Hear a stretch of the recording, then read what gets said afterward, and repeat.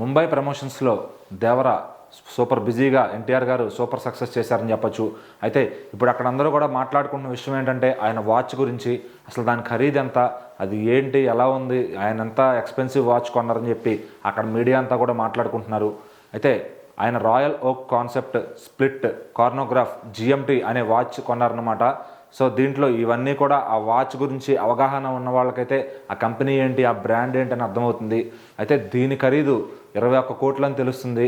సాధారణంగా ఎన్టీఆర్ గారికి వాచెస్ కానీ షూస్ కానీ ఏదైనా కూడా కలెక్షన్ చేసి ఇంట్లో పెట్టుకోవడం ఇష్టం అనమాట. సో ఇలా ముంబై, అమెరికా, అలా జపాన్ అలా వెళ్ళినప్పుడు ఆయన చాలా ఎక్స్పెన్సివ్ ఐటమ్స్ ఏవైతే ఉంటాయో అవన్నీ క్యారీ చేస్తూ ఉంటారు అవుట్ఫిట్లో. సో ఆల్రెడీ ఆయన అవుట్ఫిట్ గురించి మనం చెప్పక్కర్లేదు, ఎందుకంటే దాదాపు ఇదివరకు ఉన్న దానికంటే ఒక 10 ఇయర్స్ నుంచి చూసుకుంటే ఆయన అవుట్ఫిట్ అంతా కూడా చాలా సూపర్గా ఉందని చెప్పొచ్చు. టెంపర్ నుంచి ఆయన ఆలోచించే కథ విధానం కానీ, ఆయన వెళ్ళే డ్రెస్సింగ్ సెన్స్ కానీ అంతా కూడా మార్చుకుని ఆడియన్స్ ఏం కోరుకుంటున్నారు అనేది తెలుసుకుని దానికి తగ్గట్టుగా ఆయన డెడికేట్గా మార్చుకున్నారని చెప్పొచ్చు. మరి ఈ వాచ్ 21 కోట్లు అంటే నిజంగా ముంబైలో ఉన్న మీడియా అంతా కూడా ఆయన వాచ్ వైపే ఎక్కువ ఫోకస్ చేశారు.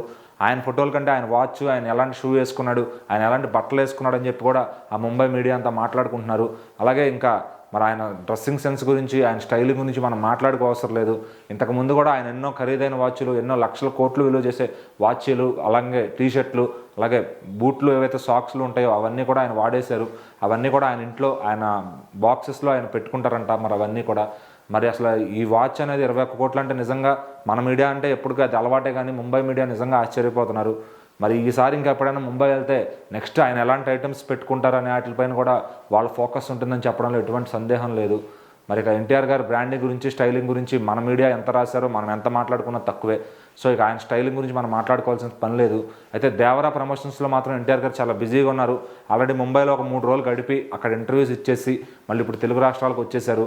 నెక్స్ట్ హైదరాబాద్లో ఈవెంట్స్, సాంగ్ లాంచెస్, ఇంకా ఏపీలో కూడా ప్రీ రిలీజ్ ఈవెంట్ ప్లానింగ్లో ఉన్నట్టు తెలుస్తుంది. మరి ఇక దేవరా ప్రమోషన్స్ ఎలా ఉన్నాయనేది మనం చూస్తున్నాము. ట్రైలర్ కూడా ఆల్రెడీ సూపర్ హిట్ అయిపోయింది, వచ్చి 30 మిలియన్ల వ్యూస్తో దూసుకుపోతుంది తెలుగులో. అటు దేశవ్యాప్తంగా కూడా దేవరా ట్రైలర్ సంచలనం సృష్టించిందని చెప్పాలి. ఎక్కడ చూసినా ఇప్పుడంతా కూడా దేవరా వైబ్ ఉంది. మరి ఈ క్రమంలో ఆ సినిమానే పట్టించుకోవాలా, ఆయన స్టైలింగ్నే పట్టించుకోవాలా సతమతం అవుతున్న అభిమానులంతా కూడా నిజంగా వాళ్ళకి హ్యాట్స్ ఆఫ్ అనమాట.